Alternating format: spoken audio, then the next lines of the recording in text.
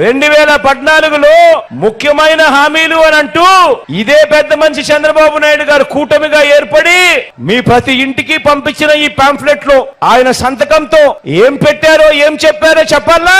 రైతు రుణమాఫీపై మొదటి సంతకం చేస్తా అన్నాడు. 87,612 కోట్ల రూపాయలు రుణాలు మాఫీ అయ్యాయా? పాంఫ్లెట్ లో రెండో ముఖ్యమైన హామీ చంద్రబాబు దత్తపుత్రుడు మోడీ గారి ఫోటోలతో మీ ఇంటికి వచ్చిన ఈ పాంఫ్లెట్ లో పొదుపు సంఘాల రుణాలు పూర్తిగా రద్దు చేస్తామన్నాడు. మరి 14,205 కోట్ల రూపాయలు ఒక్క రూపాయి అయినా ఒక్క రూపాయి అయినా మాఫీ జరిగిందా? మూడో హామీ ఆడబిడ్డ పుట్టిన వెంటనే మహాలక్ష్మి పథకం కింద 25,000 రూపాయలు బ్యాంక్ అకౌంట్ లో డిపాజిట్ చేస్తామన్నాడు. ఒక్క రూపాయి అయినా చేశాడా?